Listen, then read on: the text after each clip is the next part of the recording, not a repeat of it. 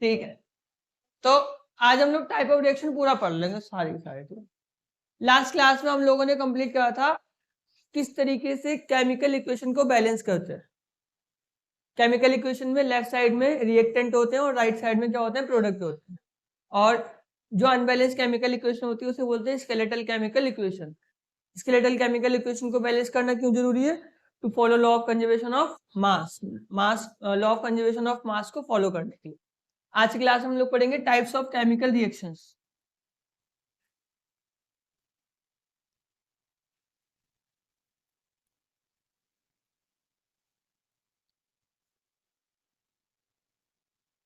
देखो, on the basis of heat,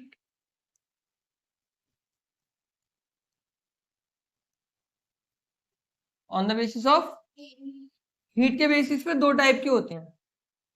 एक होती है एंडोथर्मिक और एक होती है एक्सोथर्मिक। एंडोथर्मिक और एक्सो। एंडो का मतलब अंदर होता है और थर्मा का मतलब टेम्परेचर होता है। एक्सो मतलब बाहर और थर्मा का मतलब टेम्परेचर। तो एक ऐसी केमिकल रिएक्शन जिसमें हीट एब्जॉर्ब होती है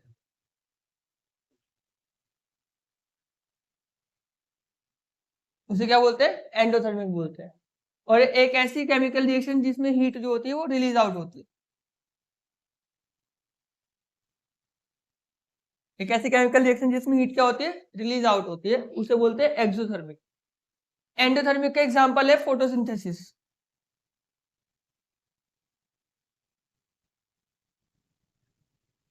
और एक्सोथर्मिक का एग्जांपल है रेस्पिरेशन।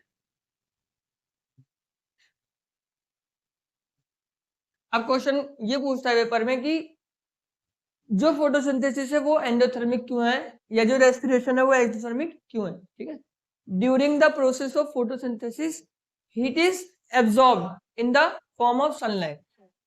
तो फोटोसिंथेसिस की प्रोसेस के दौरान हीट को एब्जॉर्ब कराया जाता है किसकी फॉर्म में? सनलाइट की फॉर्म में। That's why it is endothermic in nature. ठीक है, वहीं दूसरी ओर रेस्पिरेशन की प्रोसेस में एनर्जी जो होती है वो जो रिलीज होती है, मतलब हीट जो होती है वो एनर्जी की फॉर्म में रिलीज होती है, इसलिए इसको क्या बोलते हैं?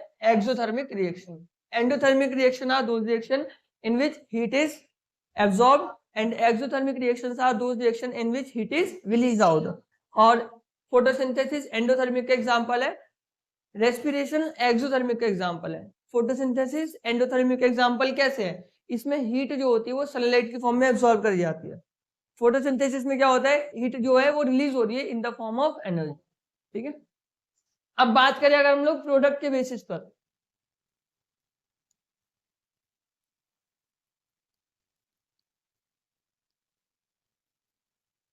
On the basis of product के बेसिस पर बात करें तो सबसे पहले हम लोग पढ़ेंगे कॉम्बिनेशन रिएक्शन।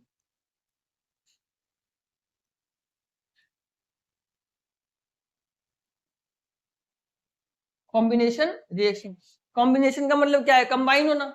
कॉम्बिनेशन का मतलब है टू कंबाइन। ठीक है, एक ऐसी रिएक्शन जिसमें दो या दो से ज्यादा रिएक्टेंट मिलकर एक सिंगल प्रोडक्ट बनाते हैं। एक ऐसी रिएक्शन जिसमें दो या दो से ज्यादा रिएक्टेंट मिलकर एक सिंगल प्रोडक्ट बनाते हैं उसको क्या बोलते हैं हम लोग? Combination reaction. जैसे ए और बी मिलकर ए बी बनाएंगे, कॉम्बिनेशन रिएक्शन कहलाती है। एक ऐसी रिएक्शन जिसमें दो या दो से ज्यादा रिएक्टेंट मिलकर एक सिंगल प्रोडक्ट बनाते हैं इसको क्या बोलते हैं हम लोग? Combination reaction. जैसे एग्जांपल देखो, कैल्शियम ऑक्साइड को जब हम लोग वाटर के साथ रिएक्ट करवाते हैं, कैल्शियम ऑक्साइड को जब वाटर के साथ रिएक्ट करवाएंगे तो फॉर्मेशन होगी calcium hydroxide, calcium hydroxide CaOH2 along with release of heat, along with release of heat। ठीक है, तो यहाँ देखो दो रिएक्टेंट है, दो रिएक्टेंट ने मिलकर क्या बनाया है? एक सिंगल प्रोडक्ट बनाया है, तो इसको क्या बोलते हैं हम लोग? Combination reaction. अच्छा, ये वाली जो रिएक्शन है इसको, इसका जो प्रोडक्ट है कैल्शियम हाइड्रोक्साइड, इसको व्हाइट वॉशिंग के लिए यूज करा जाता है। ठीक है, अब व्हाइट वॉशिंग के लिए यूज क्यों करते हैं? क्योंकि calcium hydroxide atmospheric carbon dioxide के साथ कंबाइन करके कैल्शियम कार्बोनेट बनाता है और वाटर की फॉर्मेशन होती है। Calcium hydroxide atmospheric carbon dioxide के साथ रिएक्ट करके क्या बनाता है? Calcium carbonate. ठीक है, प्लस वाटर। ये जो कैल्शियम कार्बोनेट होता है this provide shiny surface to the walls. अब क्वेश्चन पेपर में ये आता है कि why walls science after 2 to 3 days of white washing, मतलब व्हाइट वॉशिंग के 2 से 3 दिन के बाद जो दीवारें होती हैं वो चमकने लगती हैं। क्यों चमकने लगती हैं? क्योंकि कैल्शियम हाइड्रोक्साइड जो होता है स्लोली रिएक्ट करता है एटमॉस्फेरिक कार्बन डाइऑक्साइड के साथ। Calcium hydroxide slowly reacts with atmospheric carbon dioxide to form calcium carbonate and water. This calcium carbonate provides shiny surface to the wall. ये जो कैल्शियम कार्बोनेट होता है ये दीवारों को शाइनी सरफेस प्रोवाइड कराता है। आगे समझ में पूछना है तो पूछ लो कुछ। देखो एक बार, combination reactions are those reactions in which 2 or more reactant combine to form single product। 2 या 2 से ज्यादा रिएक्टेंट मिलकर एक सिंगल प्रोडक्ट की फॉर्मेशन करते हैं। जैसे कैल्शियम ऑक्साइड और वाटर मिलकर क्या बनाएंगे? कैल्शियम हाइड्रोक्साइड बनाएंगे along with release of heat. और ये जो कैल्शियम हाइड्रोक्साइड होता है इसको व्हाइट वॉशिंग के लिए यूज करा जाता है। क्यों करा जाता है व्हाइट वॉशिंग के लिए यूज? क्योंकि ये एटमॉस्फेरिक कार्बन डाइऑक्साइड के साथ रिएक्ट करके कैल्शियम कार्बोनेट बनाता है और वाटर बनाता है। जो कैल्शियम कार्बोनेट होता है वो दीवारों को शाइनी सरफेस प्रोवाइड कराता है। ठीक है, चलो नेक्स्ट टाइप की जो रिएक्शन है वो डिकम्पोजिशन रिएक्शन है।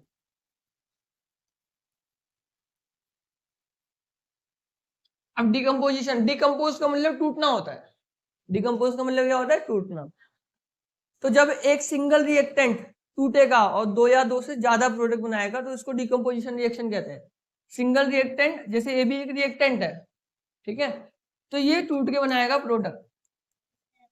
अच्छा एक चीज देखो यहाँ पे, यहाँ पर क्या हो रहा है? हीट रिलीज आउट हो रही है। ऐसी जितनी भी कॉम्बिनेशन रिएक्शन होंगी उन सब में हीट रिलीज आउट होगी, इसलिए all combination reactions are called exothermic. और यहाँ पर देखो, किसी भी चीज को तोड़ने के लिए हमें एनर्जी की रिक्वायरमेंट होगी, मतलब यहाँ पर एनर्जी को एब्जॉर्ब करा जाएगा। इसलिए जितनी भी डिकम्पोजिशन रिएक्शंस होती हैं वो सारी की सारी कैसी होती है? एंडोथर्मिक होती है। अब जो डिकम्पोजिशन होता है बच्चों, हम लोग 3 तरीके से कर सकते हैं। डिकम्पोजिशन कितने तरीके से कर सकते हैं? 3। कौन कौन से? थर्मल, फोटोलाइटिक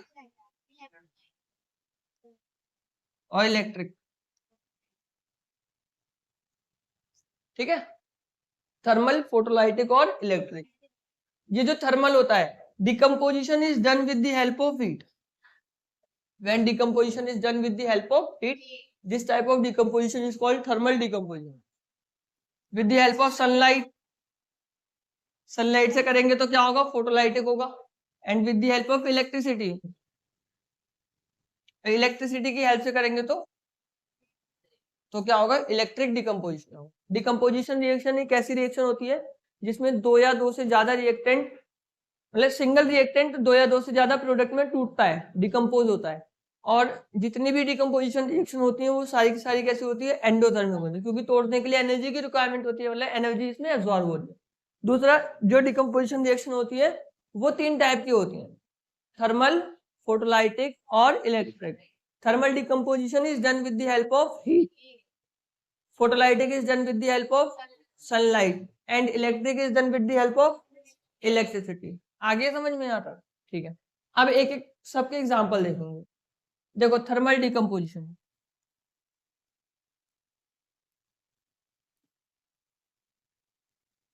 और ये तीनों ही इंपॉर्टेंट है, मतलब इस पूरे चैप्टर में अगर रिएक्शन से कहीं से क्वेश्चन आता है तो डिकम्पोजिशन रिएक्शन से जरूर आता है। ठीक है, देखो लेड नाइट्रेट होता है,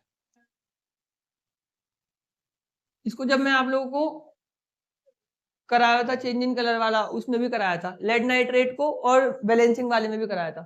लेड नाइट्रेट को जब मैं हीट करेंगे तो लेड ऑक्साइड बनेगा, NO2 बनेगा और O2 बनेगा।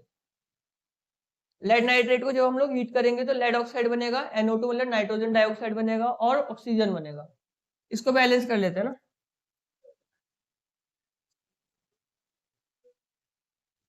हो गया ऑक्सीजन। ठीक है, हो गया।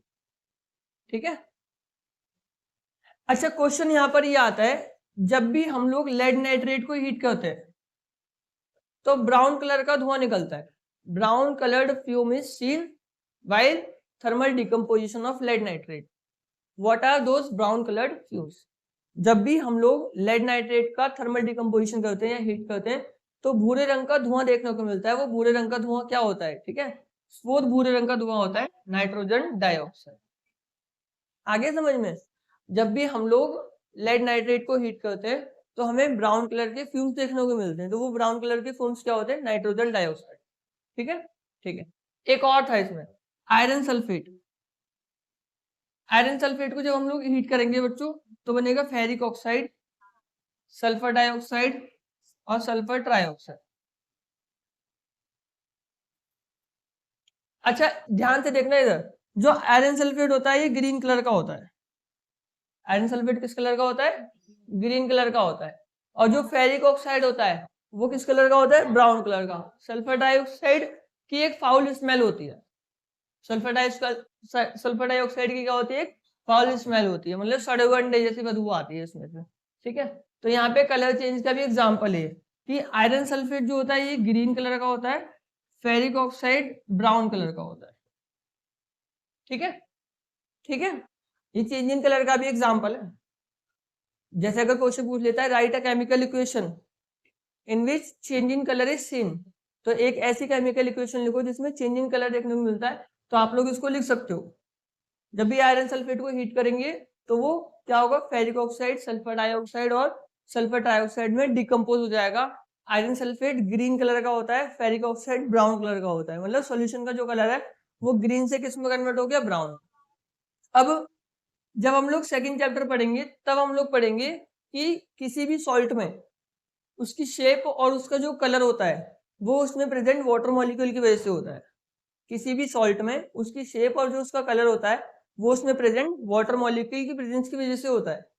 अगर वाटर मॉलिक्यूल प्रेजेंट नहीं रहेंगे तो उसकी शेप और उसका कलर नहीं रहेगा। ठीक है, जो आयरन सल्फेट होता है इसमें 7 मॉलिक्यूल ऑफ वाटर होता है जिसकी वजह से ये ग्रीन होता है। जब हम लोग इसको पहली बार हीट करते हैं तो वाटर मॉलिक्यूल वेपराइज हो जाते हैं, तो सिर्फ आयरन सल्फेट बनता है। तो इस वाली कंडीशन में जो सॉल्यूशन होगा वो कलरलेस होगा। ठीक है, इसका कोई कलर नहीं होगा। On further heating this will decompose to form ferric oxide, sulphur dioxide and sulphur trioxide. और फिर बाद में वो फेरिक ऑक्साइड, सल्फर डाइऑक्साइड और सल्फर ट्राइऑक्साइड में डिकम्पोज हो जाएगा, जिसकी वजह से फॉर्मेशन होगी ब्राउन कलर के फेरिक ऑक्साइड। आया समझ में? कोई भी सॉल्ट जो होता है उसका कलर और उसकी शेप होती है उसके अंदर प्रेजेंट वाटर मॉलिक्यूल की प्रेजेंस की वजह से। वाटर मॉलिक्यूल प्रेजेंट नहीं रहेंगे तो उसके शेप, साइज, कलर जो होगा वो चेंज हो जाएगा, मतलब हट जाएगा। ठीक है, तो जब मैंने उसको डिकम्पोज करा तो वाटर मॉलिक्यूल वेपराइज हो गए। जब वाटर मॉलिक्यूल वेपराइज हो गए तो वो कलरलेस हो गया। और फिर ऑन फर्दर हीटिंग वो फर्दर डिवाइड डिकम्पोज होगा फेरिक ऑक्साइड, सल्फर डाइऑक्साइड और सल्फर ट्राइऑक्साइड। ठीक है, ठीक है। देखो नेक्स्ट, नेक्स्ट है आपका फोटोलाइटिक। अब फोटोलाइटिक डिकम्पोजिशन जैसे सिल्वर क्लोराइड और सिल्वर ब्रोमाइड को जब हम लोग सनलाइट में रखते हैं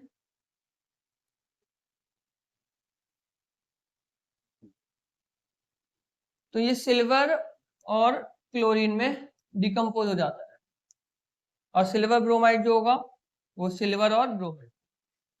और बच्चों ये ध्यान रखना है कि इस रिएक्शन को हम लोग किस में यूज करते हैं? ब्लैक एंड व्हाइट फोटोग्राफी में यूज करते हैं। इस वाली रिएक्शन को किस में यूज करते हैं? ब्लैक एंड व्हाइट फोटोग्राफी में यूज करते हैं।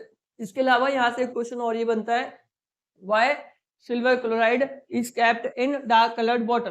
कि सिल्वर क्लोराइड को डार्क कलर की बोतल में क्यों रखते हैं, है ना? तो इसका आंसर होगा to prevented from reacting with sunlight. To prevent it from reacting with sunlight. Sunlight से रिएक्ट करने से बचाने के लिए हम लोग इसको क्या करते हैं? डार्क कलर की बोतल में रखते हैं।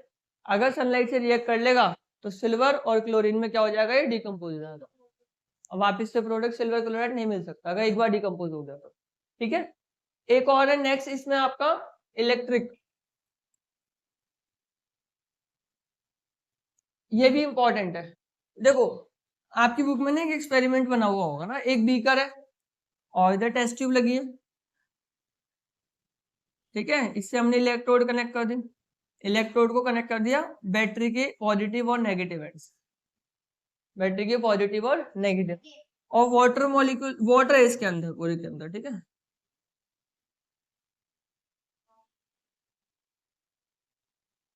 ये जो खाली स्पेस है ना, ये वाला, ये गैस है। खाली जो स्पेस है वो क्या है? गैस। अच्छा देखो, जब भी मैं वाटर के अंदर इलेक्ट्रिसिटी पास करूंगा तो वो डिकम्पोज होगा हाइड्रोजन और ऑक्सीजन में, होगा कि नहीं होगा? जब भी मैं वाटर के अंदर इलेक्ट्रिसिटी पास करूंगा तो वो डिकम्पोज होगा हाइड्रोजन और ऑक्सीजन में। हाइड्रोजन के ऊपर पॉजिटिव चार्ज होता है और ऑक्सीजन के ऊपर नेगेटिव चार्ज होता है। हाइड्रोजन के ऊपर पॉजिटिव चार्ज होता है और ऑक्सीजन के ऊपर नेगेटिव चार्ज होता है, ठीक है। तो इसलिए जो पॉजिटिवली चार्ज आयन होते हैं वो नेगेटिव टर्मिनल पे जाते हैं और जो नेगेटिवली चार्ज आयन होते हैं वो पॉजिटिव टर्मिनल पे जाते हैं। इसलिए यहां पर देखो, नेगेटिव टर्मिनल पे कौन आएगा? हाइड्रोजन आएंगे, और पॉजिटिव टर्मिनल पे कौन आएगा? ऑक्सीजन। अब ये जो गैप है हाइड्रोजन वाला ऑक्सीजन की कंपैरिजन में डबल है। हाइड्रोजन वाला जो गैप है ऑक्सीजन की कंपैरिजन में क्या है? डबल है। ये शो करता है presence of hydrogen in a molecule of water is twice the presence of oxygen, or the concentration of hydrogen is twice the concentration of oxygen in a molecule of water. Water के एक molecule के अंदर hydrogen की concentration oxygen की concentration की दुगनी होती है। ये इंपॉर्टेंट है, पूछता है क्वेश्चन में। क्वेश्चन में ये पूछता है कि ये गैप क्यों है इतना, ठीक है। As the concentration of hydrogen in a molecule of water is twice the concentration of oxygen in that molecule of water. Therefore, ये वाला जो गैप है नेगेटिव टर्मिनल पे पॉजिटिव टर्मिनल से क्या है? ज्यादा है। अब नेगेटिव पे क्यों आया हाइड्रोजन? क्योंकि हाइड्रोजन पॉजिटिवली चार्ज होता है और ऑक्सीजन जो होता है वो नेगेटिवली चार्ज होता है, इसलिए वो किस पे आया? पॉजिटिव पे आया। समझ गए? कुछ पूछना है इसमें? फिर खत्म हो गया, ये डिकम्पोजिशन रिएक्शन खत्म हो गया। तो अभी तक हम लोगों ने on the basis of product form में दो तरीके की रिएक्शन पढ़ी, एक पढ़ी कॉम्बिनेशन रिएक्शन और एक पढ़ी डिकम्पोजिशन। तो कॉम्बिनेशन रिएक्शन में क्या होता है? दो या दो से ज्यादा रिएक्टेंट मिलकर एक सिंगल प्रोडक्ट को बनाते हैं। और डिकम्पोजिशन रिएक्शन में क्या होता है? एक सिंगल रिएक्टेंट टूटेगा और दो या दो से ज्यादा प्रोडक्ट बनाएगा, मतलब दोनों एक दूसरे की उल्टी हैं। ये कॉम्बिनेशन रिएक्शन एक्सोथर्मिक होती है और डिकम्पोजिशन रिएक्शन एंडोथर्मिक होती है। डिकम्पोजिशन रिएक्शन तीन टाइप की होती है। डिकम्पोजिशन रिएक्शन कितने टाइप की होती है? तीन। बताओ कौन कौन सी? थर्मल, फोटोलाइटिक और इलेक्ट्रिक। थर्मल में क्या होता है? हीट से डिकम्पोजिशन होता है। फोटोलाइटिक में सनलाइट से होता है और इलेक्ट्रिसिटी में इलेक्ट्रिसिटी से होता है। थर्मल में दो पढ़ी थी हम लोगों ने। जब लेड नाइट्रेट को हीट करेंगे तो क्या बनेगा? Lead oxide, nitrogen. हाँ, जब लेड नाइट्रेट को हीट करेंगे तो लेड ऑक्साइड, नाइट्रोजन डाइऑक्साइड और ऑक्सीजन की फॉर्मेशन होगी। इस वाली रिएक्शन में ब्राउन कलर के फ्यूम्स देखने को मिलते हैं। वो ब्राउन कलर के फ्यूम्स क्या होते हैं? नाइट्रोजन डाइऑक्साइड, NO2 होते हैं, ठीक है। दूसरा आयरन सल्फेट वाला था। आयरन सल्फेट को हीट करेंगे तो क्या होगा? हाँ हाँ, 3। जब भी आयरन सल्फेट को हीट करेंगे तो ferric oxide Fe2O3, sulphur dioxide SO2 और सल्फर ट्राइऑक्साइड SO3 की फॉर्मेशन होगी। जो आयरन सल्फेट होता है वो ग्रीन कलर का होता है due to presence of 7 molecule of water, ठीक है। और जब भी फेरिक ऑक्साइड बनता है तो वो किस कलर का होता है? ब्राउन कलर का होता है। इसके अलावा इसमें एक कैरेक्टर, मतलब एक और कैरेक्टर की स्मेल, फाउल स्मेल आती है।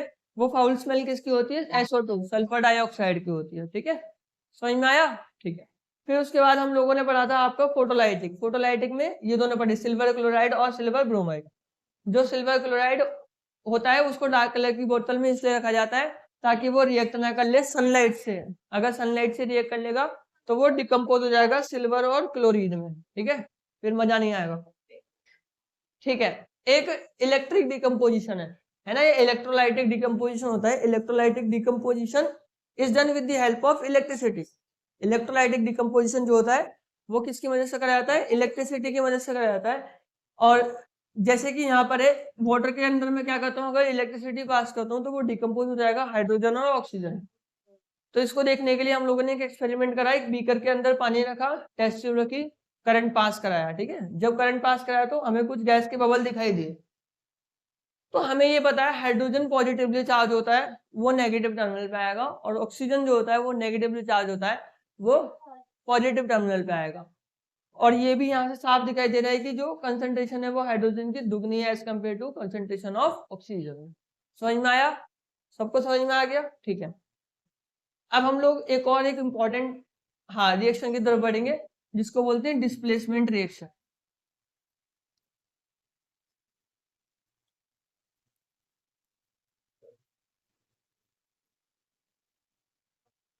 डिस्प्लेसमेंट रिएक्शन, तो इसके लिए एक रिएक्टिविटी सीरीज है बेटा।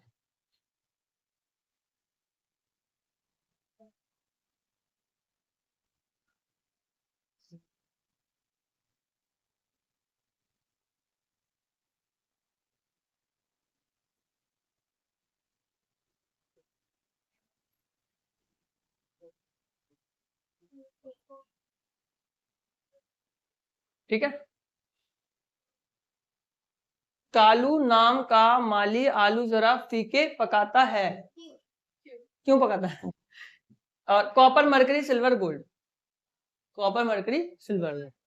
देखो ये सबसे ज्यादा रिएक्टिव है, फिर कम होता जाएगा, कम होता जाएगा, कम होता जाएगा, कम होता जाएगा, सबसे कम हो जाएगा। ठीक है, लीस्ट रिएक्टिव इसमें प्लैटिनम भी आएगा इसके नीचे। डिस्प्लेसमेंट रिएक्शन ये कहती है कि highly reactive element less reactive element को डिस्प्लेस कर देता है। डिस्प्लेसमेंट रिएक्शन ये कहती है कि हाईली रिएक्टिव एलिमेंट जो होता है वो लेस रिएक्टिव एलिमेंट को डिस्प्लेस कर देता है, मतलब उसकी जगह ले लेता है। कैसे? इसको एक एक्सपेरिमेंट के थ्रू समझाया गया आपकी बुक के अंदर। कॉपर सल्फेट, कॉपर सल्फेट किस कलर का होता है? ब्लू कलर का होता है। जब भी मैं इसके अंदर आयरन की नील डालूंगा, ठीक है, तो जो सॉल्यूशन है उसका कलर चेंज हो जाएगा ग्रीन कलर का। अब सॉल्यूशन का कलर चेंज ग्रीन कलर इसलिए हुआ क्योंकि ध्यान से देखो इस रिएक्टिविटी सीरीज के अंदर iron is more reactive than copper. Iron जो है वो कॉपर से ज्यादा रिएक्टिव है। क्योंकि आयरन कॉपर से ज्यादा रिएक्टिव है इसलिए आयरन ने कॉपर की जगह ले ली, मतलब आयरन ने कॉपर को डिस्प्लेस कर दिया। आया? ज्यादा reactive element less reactive element को क्या कर देता है? डिस्प्लेस कर देता है, उसकी पोजीशन ले लेता है। तो इसी रिएक्शन को क्या बोलते हैं हम लोग? Displacement reaction. नहीं आया? पक्का? देखो एक और देखो, यहीं पे अगर मैं कॉपर सल्फेट प्लस मरकरी रख देता, ठीक है, तो क्या मरकरी कॉपर से ज्यादा रिएक्टिव है? कॉपर मरकरी कॉपर से ज्यादा रिएक्टिव नहीं है। Copper is more reactive than mercury, तो यहाँ पर कोई भी रिएक्शन नहीं होगी। Only highly reactive element can displace less reactive element. Only highly reactive element can displace less reactive element.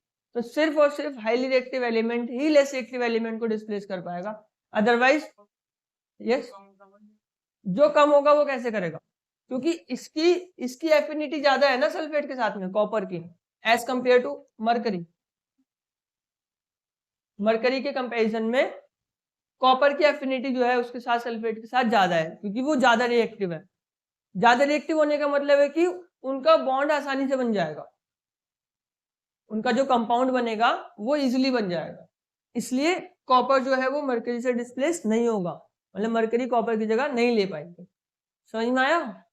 सबको समझ में आ गया? Displacement reaction is a reaction in which highly reactive element displaces less reactive element. Highly reactive element जो होता है वो less reactive element को displace कर देता है।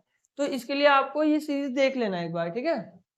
के का मतलब potassium, sodium, calcium, magnesium, aluminium, zinc, iron, lead, hydrogen, copper, mercury, silver, gold. Next देखो, नेक्स्ट है आपकी डबल डिस्प्लेसमेंट रिएक्शन।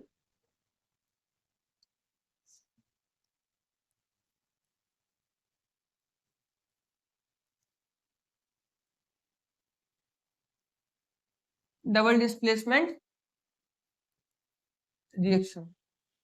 अब डबल डिस्प्लेसमेंट रिएक्शन में क्या होता है? Exchange of ion.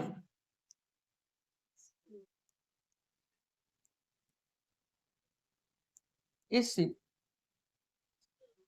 ठीक है, डबल डिस्प्लेसमेंट रिएक्शन में एक्सचेंज ऑफ आयन होता है।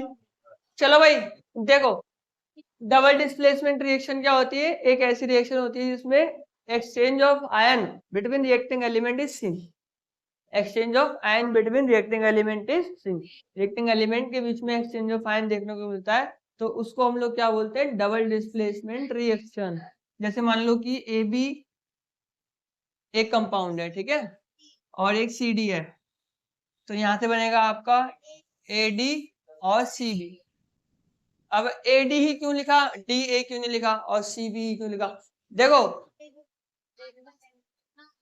सुनो एक बार, जो आयनिक कंपाउंड होते हैं, compound found by transfer of electron, उनको आयनिक कंपाउंड बोलते हैं, मतलब इलेक्ट्रॉन के ट्रांसफर से बनते हैं वो कंपाउंड। आयनिक कंपाउंड मेटल और नॉन मेटल से मिलकर बनते हैं। आयनिक कंपाउंड मेटल और नॉन मेटल से मिलकर बनते हैं। तो जो पहला वाला होता है उसे क्या बोलते हैं? मेटल, और दूसरा वाला नॉन मेटल। बस इस चीज का ध्यान रखना, पहले हमेशा मेटल होगा और फिर बाद में क्या होगा? नॉन मेटल होगा, ठीक है। तो ये ए मेटल है और बी नॉन मेटल है, सी मेटल है और डी नॉन मेटल। और ध्यान रखना, कभी भी ऐसा नहीं होगा कि मेटल मेटल कंबाइन करके कंपाउंड बना ले, नहीं हो सकता ऐसा। मेटल और नॉन मेटल, मेटल और नॉन मेटल मिलकर, ठीक है। नॉन मेटल और नॉन मेटल मिलकर कर सकते हैं, वो कोवेलेंट कंपाउंड होते हैं, जब फोर्थ चैप्टर पढ़ेंगे तो समझ में आएगा उसमें, ठीक है। शेयरिंग ऑफ इलेक्ट्रॉन हो जाती है उसमें, जैसे सल्फर डाइऑक्साइड है ना, सल्फर भी एक नॉन मेटल है और ऑक्सीजन भी क्या है? नॉन मेटल है, तो दोनों क्या करते हैं? वो मिल सकते हैं, ठीक है। नहीं आया समझ में? मेटल मेटल कभी भी कंपाउंड नहीं बना सकते, मेटल मेटल कभी भी कंपाउंड नहीं बना सकते। और अगर मेटल और नॉन मेटल मिलकर कंपाउंड बनाएंगे तो पहले हमेशा मेटल आएगा और फिर आएगा नॉन मेटल। पहले क्या आएगा और फिर क्या आएगा? Non metal. चलो भाई देखो इसका एग्जांपल, बेरियम क्लोराइड और सोडियम सल्फेट जब कंबाइन करते हैं तो sodium chloride plus barium sulphate,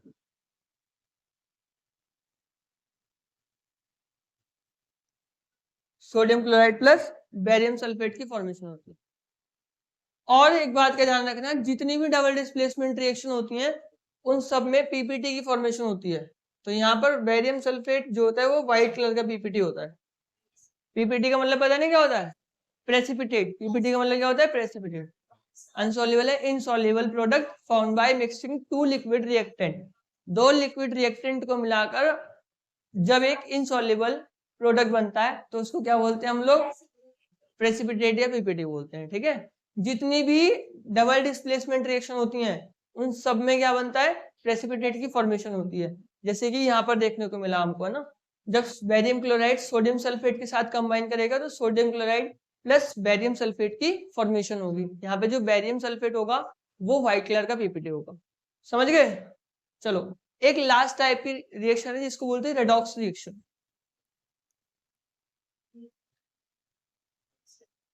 redox reaction,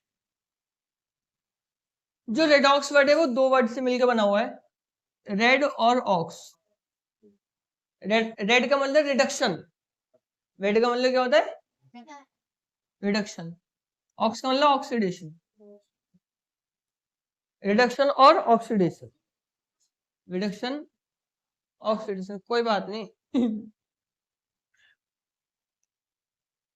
reduction और ऑक्सीडेशन, पहले रिडक्शन और ऑक्सीडेशन को समझेंगे फिर रेडॉक्स को समझ लेंगे, ठीक है। रिडक्शन में या तो बेटा एडिशन ऑफ हाइड्रोजन होगा, एडिशन ऑफ हाइड्रोजन, या फिर रिमूवल ऑफ ऑक्सीजन होगा।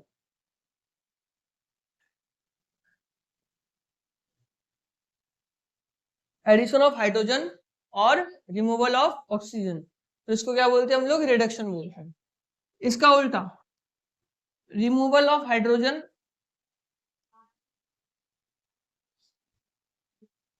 और एडिशन ऑफ